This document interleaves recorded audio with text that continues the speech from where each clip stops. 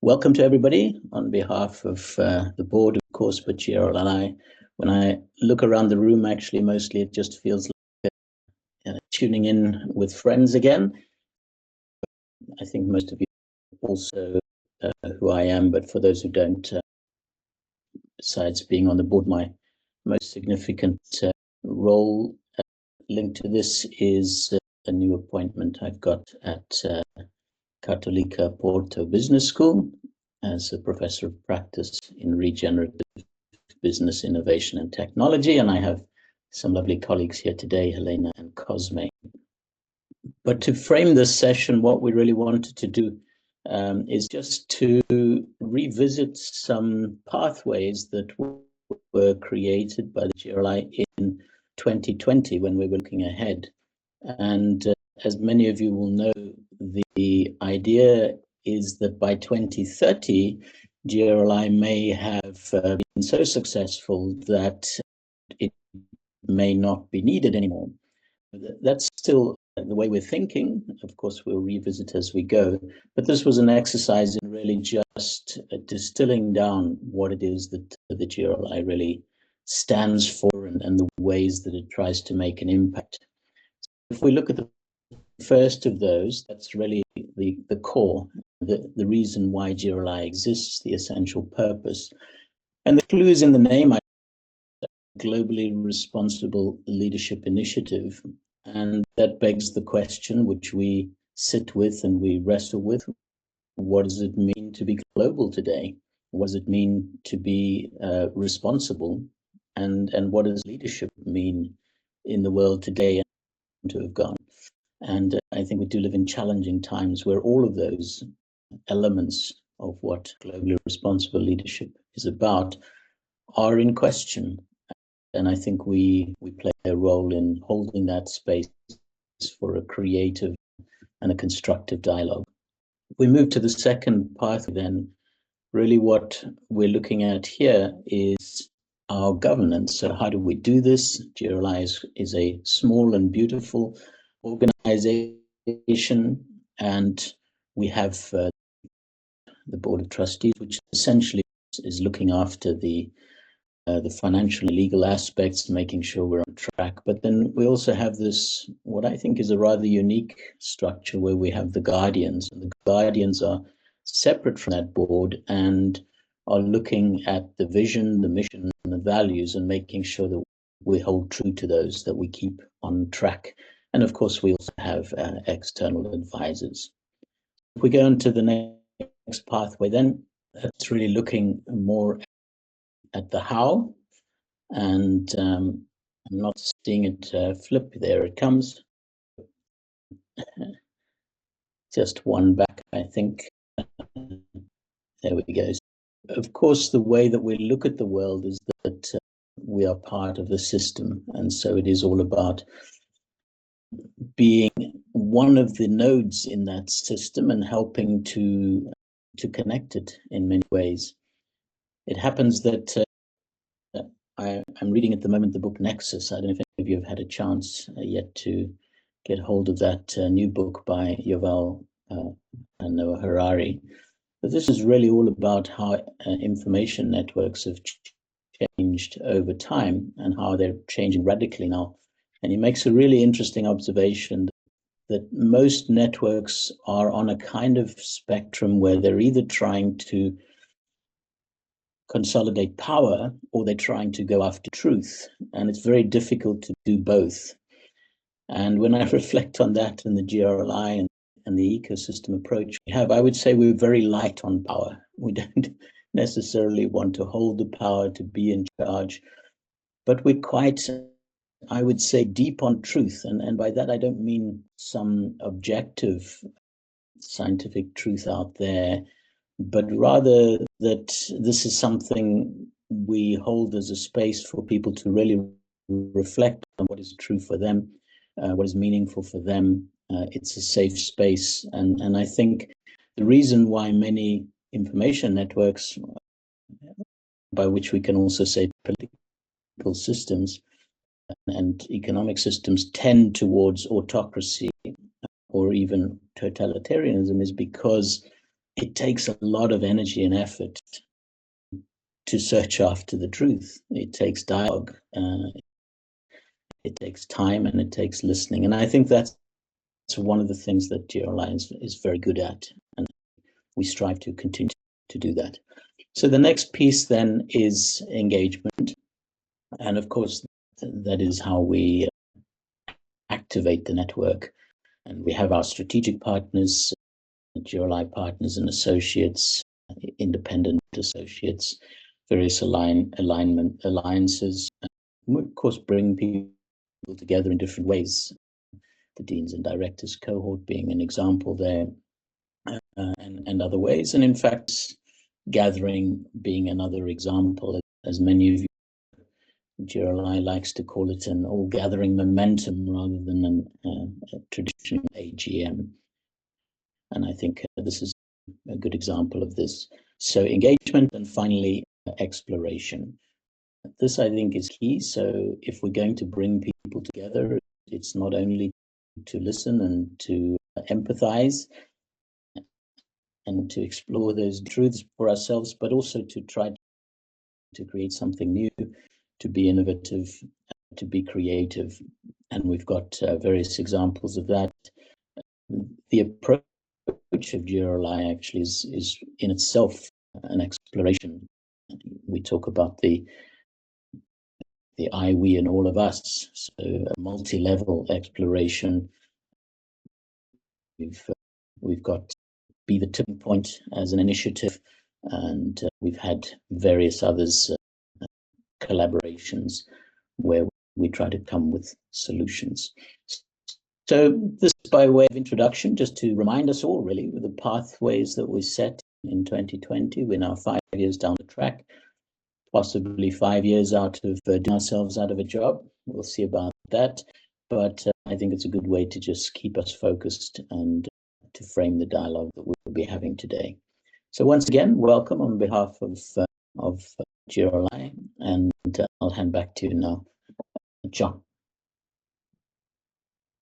Thank you very much, Wayne, for officially opening the AGM and also for reminding us of the various pathways of our work and the way in which those complement each other. And you mentioned there towards the end that we've, over the years, reimagined our AGM as being about all gathering momentum. This is indeed this opportunity for us to reflect on the past year's learning, coordinate for the year ahead, and also collaborate and also shape our strategic direction. I often say that our essential purpose is holding those difficult questions and uncovering the various pathways that may embody viable responses to the question of what is global responsibility. We don't claim to have the answers, but we are very much committed to holding those questions and exploring them. So keeping then on the idea of all gathering momentum, I want to take us into a very brief invitation to get up to speed. Now, I often use the metaphor of cycling. Some of you may know.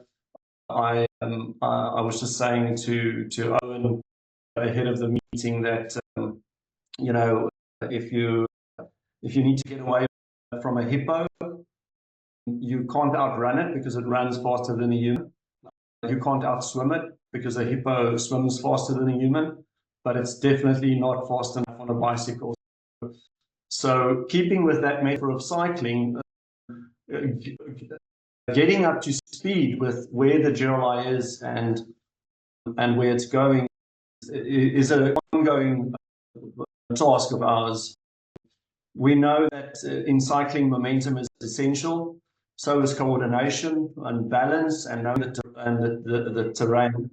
And so this idea of getting up to speed, or guts as we call it, is a long-standing tradition in GRLI gatherings. I recall some of these taking up an entire morning to share the interactive story and the guiding principles and the ways of working. However, we realize that as the GRLI evolves, so too must our guts, our getting up to speed process. We're increasingly operating in a globally distributed and asynchronous way. We engage across many different platforms and events, and we need to keep both our existing, our new partners and associates up to speed. Here's the invite. The first is, and I'm going to ask Daria, who I'll introduce in a moment, just to paste the link in the chat. But the first part of the invitation is we've been working on developing a prototype of a guts space, which for the moment we've just built in Airtable, and which some of you may have already seen if you looked at the pre kind of meeting material, maybe you've seen it at previous conversations. But the idea is that we start building a dynamic overview of the history, the guiding principles, the work, the learning, and provide the tools for all of you to connect more closely and deeply with each other. And of course, also to support any initiatives that you're taking or that you are convening under the banner of the GRLI. You have the link to that in the chat. And we're not going to gather detailed feedback on that today, but we do want to ensure that it's on your radar. In the coming weeks, we'll also capture your input and your insights on how we can best ensure that the guts space meets your needs and serves as a platform for collaboration and alignment. So that's the first part of the invite. The second part is about connecting and reconnecting here and now. And we'll go into a short breakout in a few moments, but ahead of the AGM, many of you provided input on your recent learning, your ambitions for the coming year, any reflections you may have on the mode and the direction of travel of the GRLI. Now, that feedback, again, was circulated beforehand. You may not have had a chance to look at it, but we want to make sure, and it's going into the chat, we want to make sure that you have access to what everyone else has submitted. And feel free to reference that during the course of today's discussions. If you haven't had a chance yet to complete any of the pre-AGM survey, you are welcome to continue doing that in the coming weeks, because there's an important part of that which we call scattered and gathered. It's part of the survey, and it's basically an opportunity to indicate which in-person events the GRLI should support or leverage for gatherings, for various initiatives and work. We're an independent foundation for public benefit. We try not to compete with anyone's agenda. And so the mutualistic symbiosis that we're trying to establish with all the various networks and associations and initiatives is critically important. So if we know more or less where you're thinking of going next year, then we can support that and ensure that you remain connected to the agenda and the work. So that was the second part of the invitation. And in order to set up our kind of our first breakout session, we simply titled it What? It's really just a space to connect and reconnect with others in the room, to reflect on what has brought us here. And we think that, I'll just quickly put up a slide because I think this makes it a little bit easier, is that we suggest, I'll just quickly put this on the screen. Okay, you should be able to see that, is that you do a brief round of introductions and then take turns for each of the people in the room in the small breakout just to reflect out loud on either or both of those questions, but you'll see that it follows the me to we framing of the GRLI. And so what brings me here today? Or maybe you want to go a level deeper, what is at the core of our presence here today? So it's just a suggestion for opening. We will hold a brief moment after the check-in in plenary just to hear whether there's anything urgent and insightful emerging. There's no obligation to provide feedback from all the groups. But please, if you are taking notes, please do so in a document that does not disappear when the group chat disappears. And please bring it back into the plenary chat so that we have the luxury and the benefit of learning also from your conversation to the extent that you can capture that. Okay, so hopefully that's clear. I just want to check, Daria, I know that you didn't have access earlier on. You've heard enough from me now. Let's maybe get give people a chance to go. Daria, can you open the breakouts for us, please? Yes. Thank you. You're ready. Happy to send you away. Thank you. Thank you very much, John. And thanks to all of you. It's so great to see so many familiar faces. When I had a conversation last June with John, he brought up to me the EY New Economy Unit and the work they are doing. So I looked into that and then invited a couple of the people head up, Matt Bell and Anna Rousseau, to make a presentation to my faculty and staff and students. Stu, you're here, similar to that one. Yeah, we zoomed them in, and they have such great work. It's really important work. Their work is really focused on identifying the poly-crisis economy and how we can shift that to the new economy that is sustainable in a very global manner, and the different kinds of thinking that are required to make that shift and so forth. So they have such great work. I have connected with them again to bring them to the Dean's Conference for AACSB, the Responsible Management Education Affinity Group, which many of you have been part of. And Nadia Woodhouse, she's in Australia. She will be making a video for our session, and that will be the core. It'll be like a 15 to 20 minute video. And after that, we'll do breakouts and all of that. So I just wanted to give you a heads up. Thanks, John, for letting me make this announcement. Tell your Dean friends, if they're going to the Dean's Conference in February for AACSB, that this will be a really wonderful session.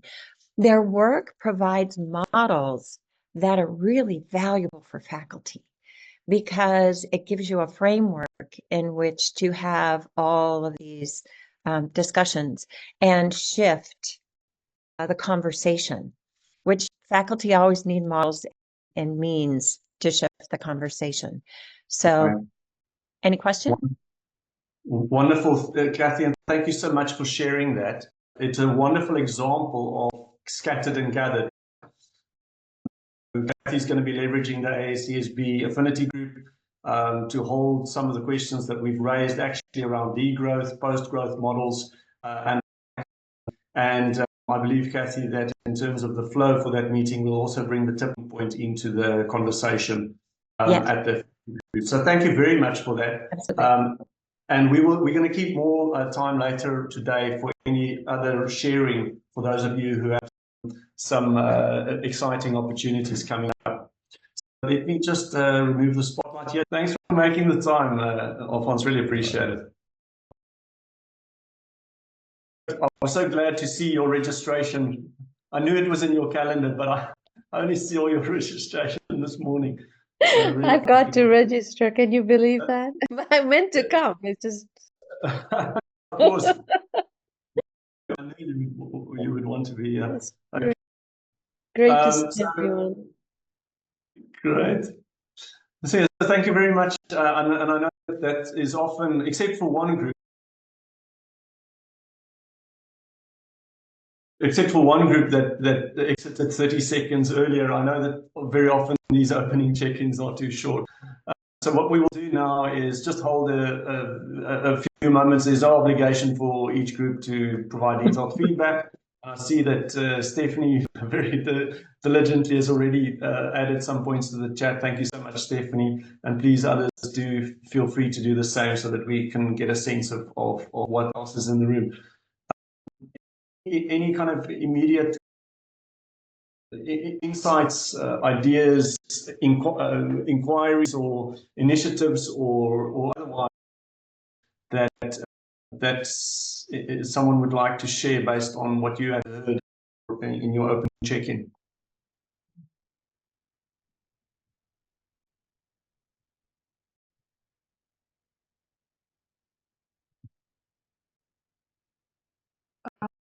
I think what I heard in our check-in was a kind of a shared commitment to the topic, and also a shared appreciation of the community and the relationships that are developed in the GRLI.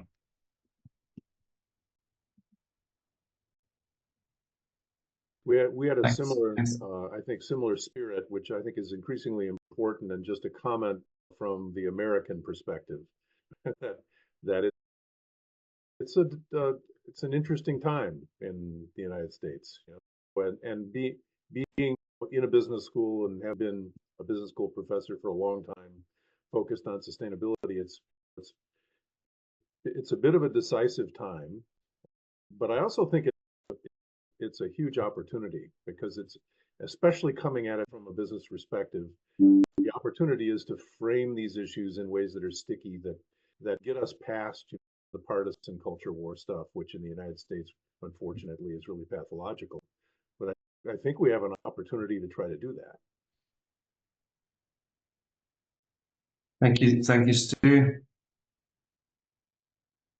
That was me, Anders.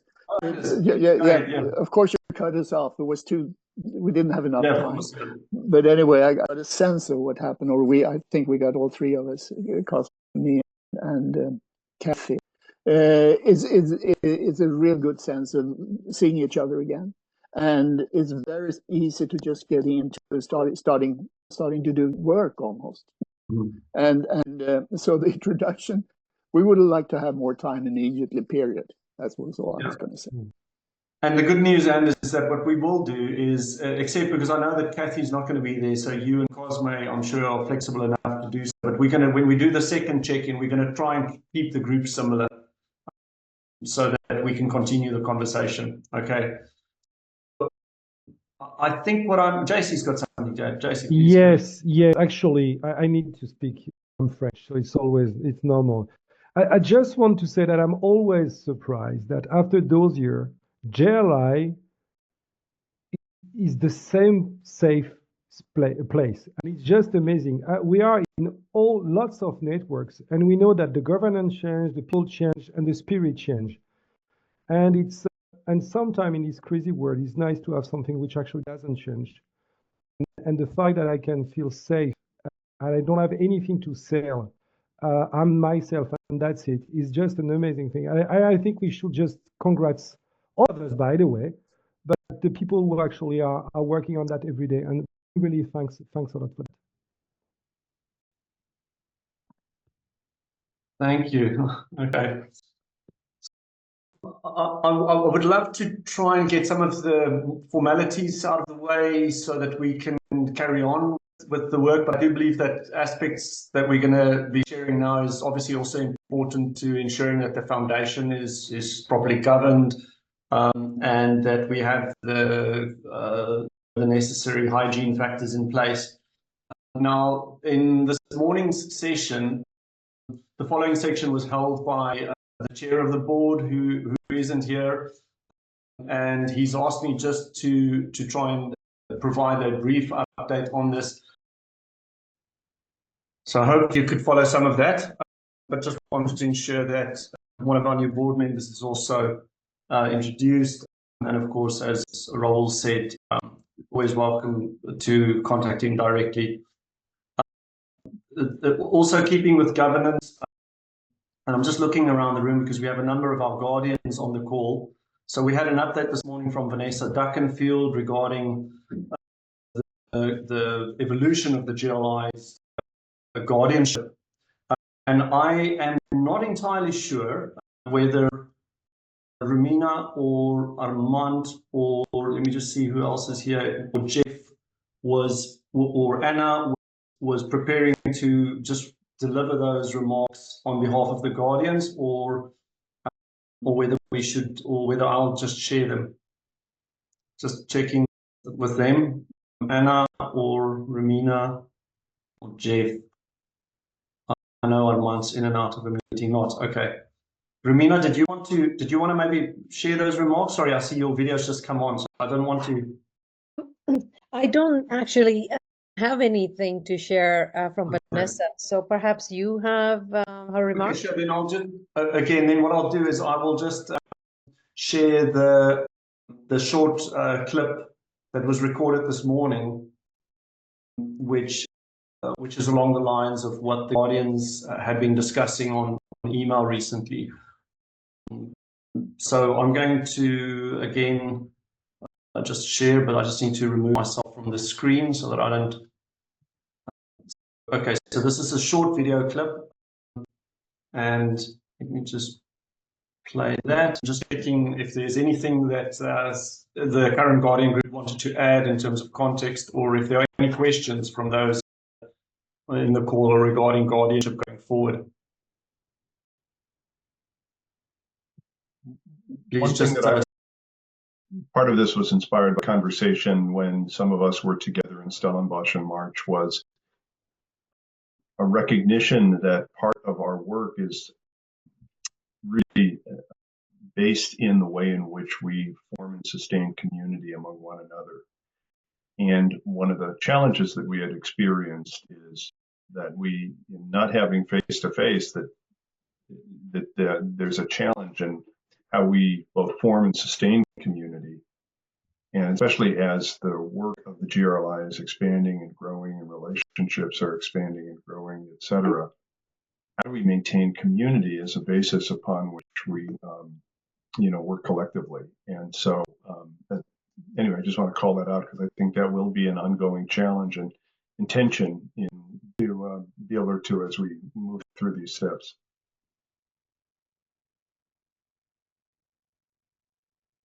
Thank you, Jeff. Okay, just looking around the room to see if there's any other. Okay. So if there is anything to clarify, feel free to contact me directly or any of the Guardians. We will, obviously, what Vanessa has shared will also be communicated through the usual channels, so please do be on the lookout for that. We have two more items just in terms of kind of the governance and governance health of the GRLI before we get into the juicier discussions. So the next is just a brief acknowledgement around one of our subcommittee members who's been a long-serving member of our audit committee. So the way in which it's structured, we have an audit subcommittee to the board, which we're very fortunate to have Stephanie Bryant as the chair. But Stephanie, I realize now that both members of your audit committee are retiring, and so we will have to discuss how to take that forward next year with Amanda and Sheila. Sheila, many of you will know, of course, not only her role on the audit committee, but also forming part of what was effectively the prototype of the Dean's Cohort. She joined that in 2014, I think, as Associate Dean at Limerick, and was very much kind of a key player in helping shape the way in which we hold the cohorts. Sheila also came up with the idea of hosting the Common Good, Common Ground event in Limerick, which of course to a large extent was a precursor to our ecosystem work, which is one of the next topics that we're going to be talking about. But I remember very distinctly how we had a number of GRLI partners and PRME champions and other network representatives starting to come together to recognize the fact that we need to find ways of ensuring that there's greater collective impact through responsible business and management education. So that's just a warm acknowledgement of Sheila's work. Since Sheila was also part of the Finance and Audit Committee, as per usual, we do a brief kind of finance update to our partners and associates, and again, we will circulate this for comment. Just in summary, and this was also presented in exactly this format at the most recent board meeting with a view to bringing it to the AGM. We used our interim results, which was based on data end of September, which suggests that in terms of this year's budget, we are on track to ensuring that we break even as we strive to do. Of course, we operate a kind of a zero-sum budget. We do not typically have much of a surplus, and we felt that at this stage, given the global context, we will maintain a conservative approach for next year.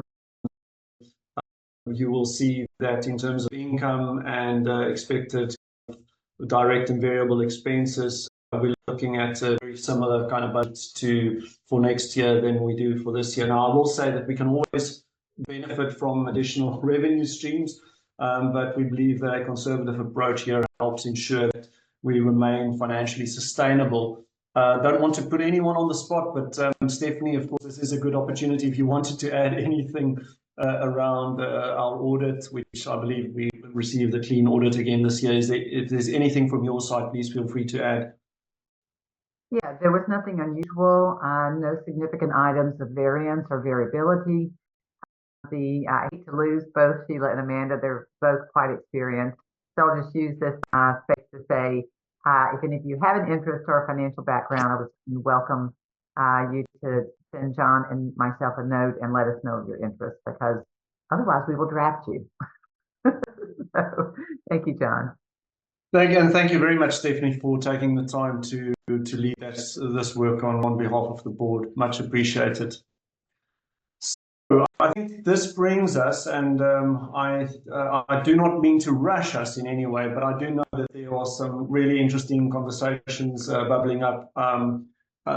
This brings us to what I think of as the second half of today's AGM. And in the opening remarks of Wayne, he referenced the fact that one of our key pathways is around as we called it, ecosystem stewardship. So I'll just share a few thoughts on this as an opening, and then I'm going to bring Daria in as well, ecosystem stewardship is not a new direction, of course. It's been part of the GRLI's DNA for a long time.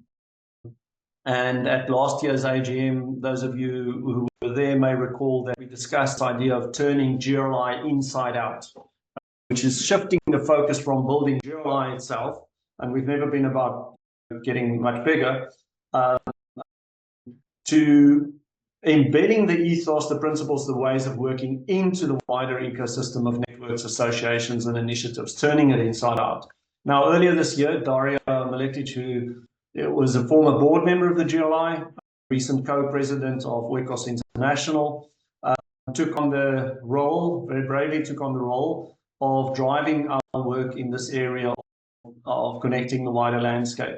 We aren't big on titles in GRLI, but I believe officially Daria is the Associate Director of Ecosystem Stewardship, if you will see that on LinkedIn as well. Daria is based in Belgrade. She combines her part-time role at the GRLI with an eclectic portfolio of activities, which includes opera singing, learning Portuguese, and finalizing her degree in genetics. So I want to bring Daria in. Thank you very much, Daria. We're going to have a short conversation around what we've done this year around ecosystem, and which will provide the context to our second breakout. So do you want to maybe open with a few thoughts on what has shaped this pathway's work during 2024, Daria?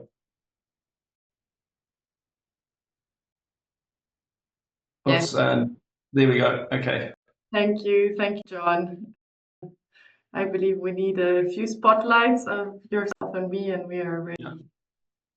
There we go. Okay. Thank you.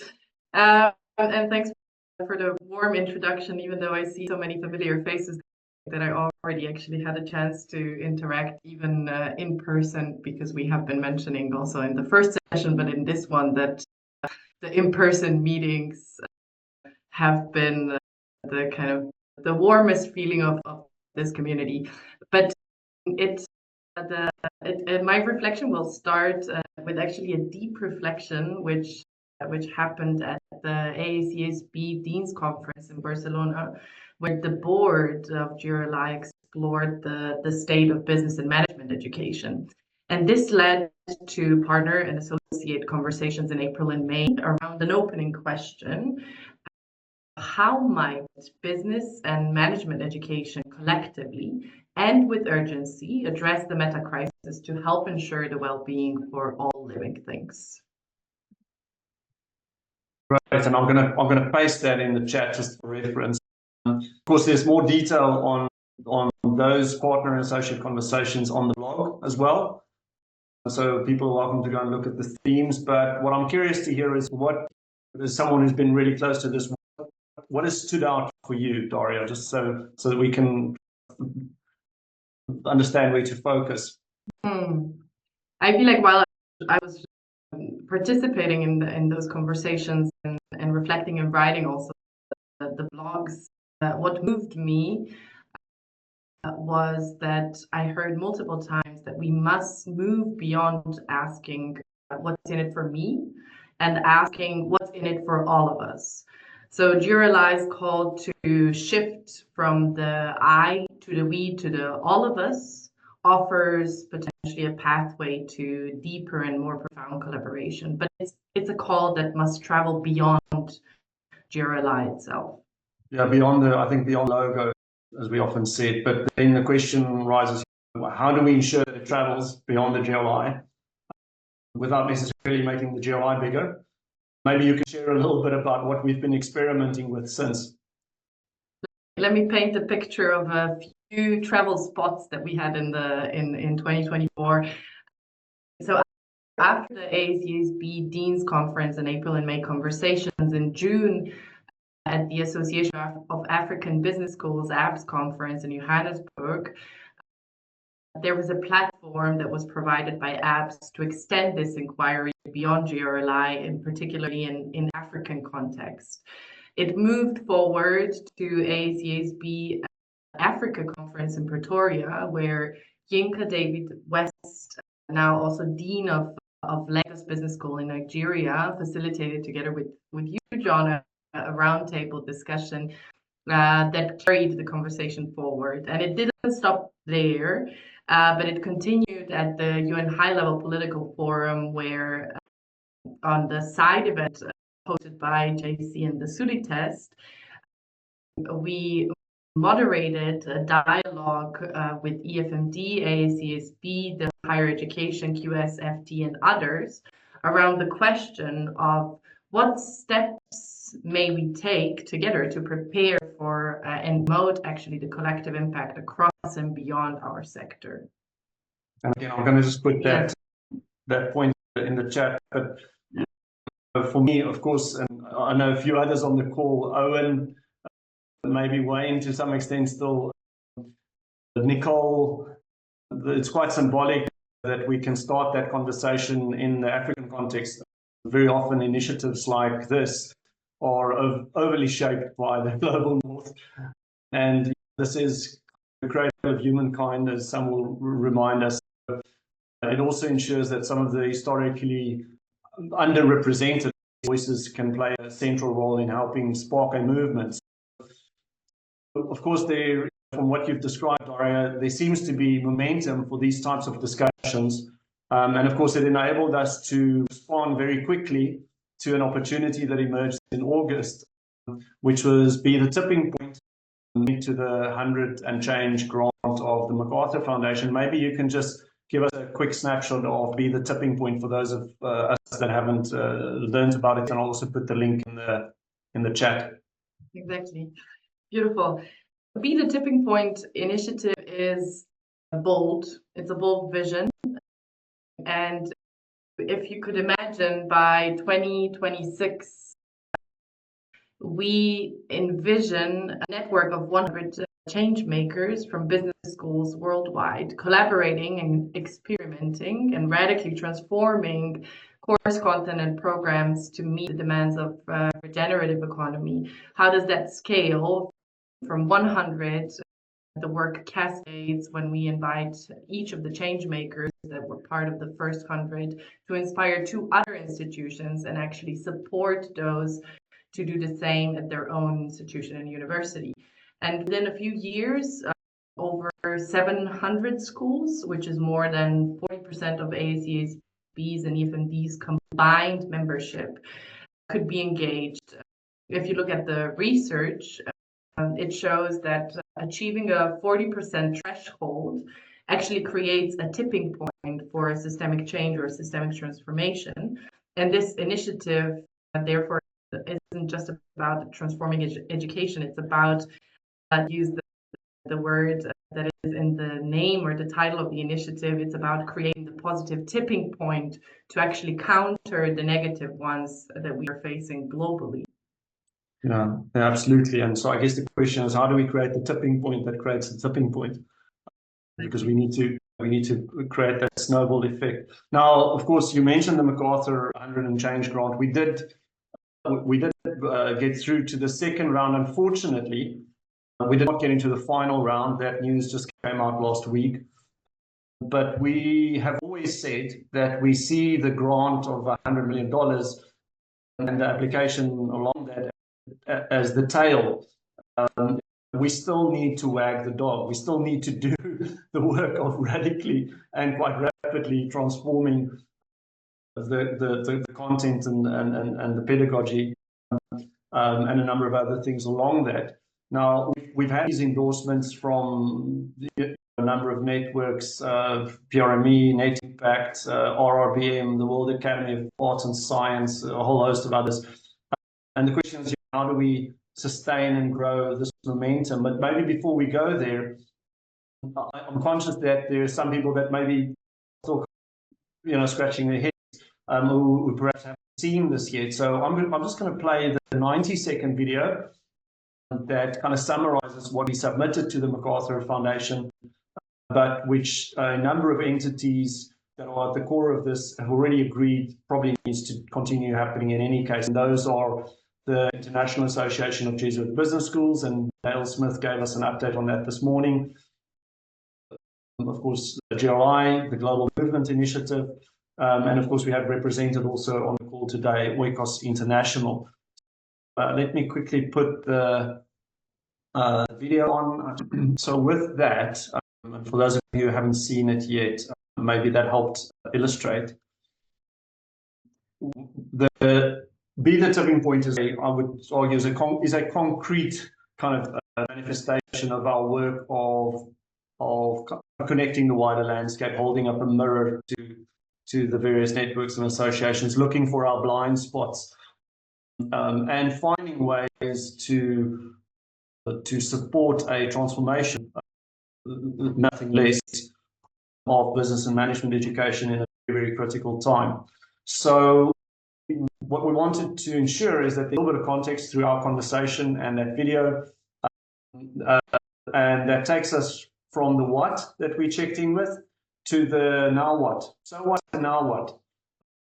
Because whether it is around helping steward something like the tipping point, or whether it is about actually activating it by maybe putting up your hand and saying, my school or my program is prepared to embark on an intensive 6-month process of radically transforming our course content to recognize planetary boundaries, address new economic thinking and alternative business models, and then paying it forward to other schools, or whether it is perhaps about exploring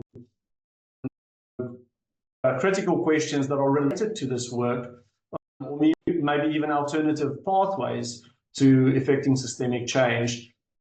You may fall in any one of those categories. I see Darius has just pasted into the chat the suggested kind of talking points for the next breakout.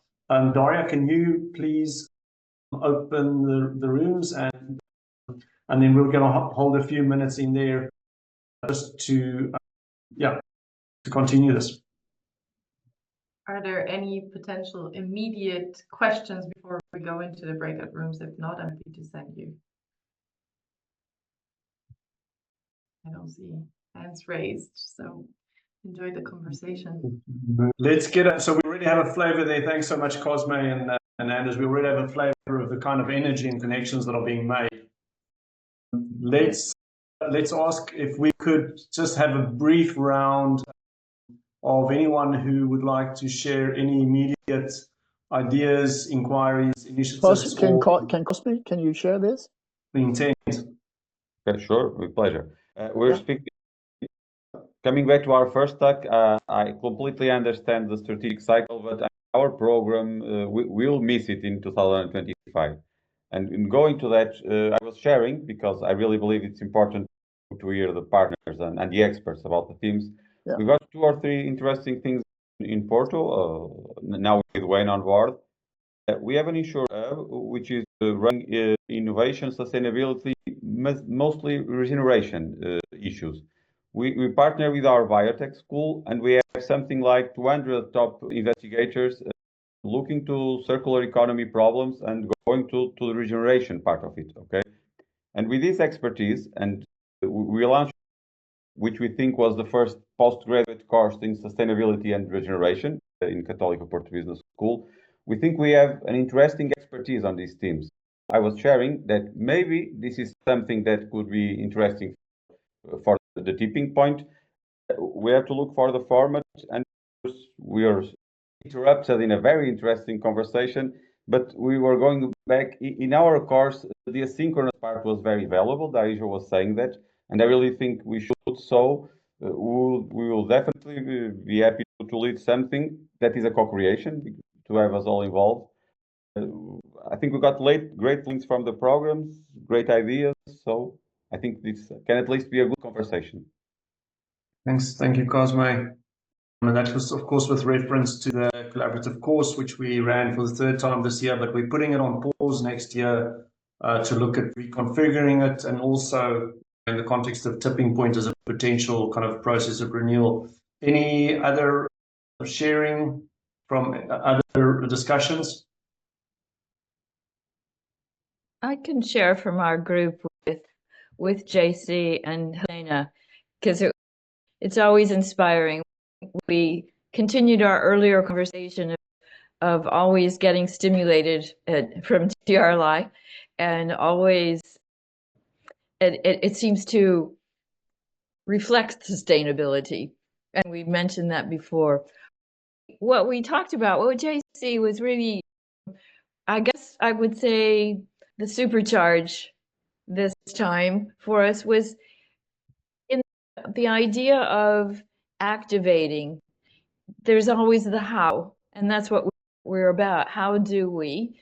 And I think of being sprouts elsewhere.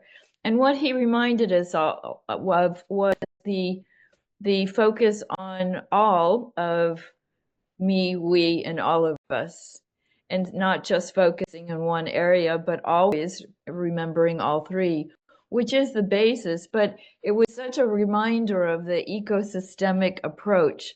And I loved how he said, we have to remind ourselves always, we are here. I think he said it more eloquently, but we're here for a purpose. And to remember the mission. It's not an accident. And that's my paraphrase of it. But that means when starting something, it's always a challenge, but to remember that ecosystemic approach means you can't do it alone. And when I talk about not having power in my position, when I find others who share the same mission, that is a form of power in itself. So for Sprout, that's very encouraging. Mm-hmm. Thank you. Any others? I see there's more coming into the, yeah, it's 2. Quick comment, John. In our little group, I'll have to confess that I probably did a lot of the talking in that group, just because of my personal level of, I don't know if I would call it frustration, but just having tried to push on this for 30 years. And the theory of change of, let's get a few change makers at a faculty level or at an institution and then try to spread it, it just hasn't worked, right? I mean, it's just, we've tried to do that for 30 years. And so I've become increasingly convinced, I was talking about the experience now, I'm back at Moss again. And the fact that in core courses right now, you have sections of 70, and on a given day, there are 10 or 15 students in the room. In the core courses, the students have become so disengaged from business the way it's being taught, and they're pissed about it. And so I think we're at a level of, and Michael and I were talking about this, of student activism, right? In business schools, I think that's where we are. And I think we need to bring alumni back, people who are out there in the business world who would have credibility.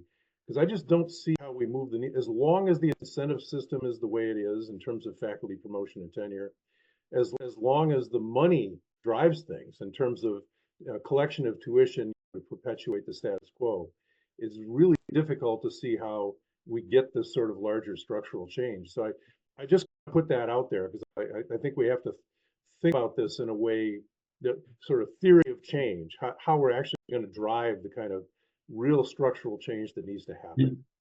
Yeah, and it's spot on. And also, I think in an ironic way, the fact that we did not win 100 million from MacArthur kind of frees us to think about creatively about, okay, what is our entry point into individual schools, but also then into the wider ecosystem? How do we ensure that not only the major global entities, the global accreditors and networks, but also the regional entities have an opportunity to shape a collective agenda, if you will, for what one might call globally responsible business education or similar. So thank you, Stu, for that.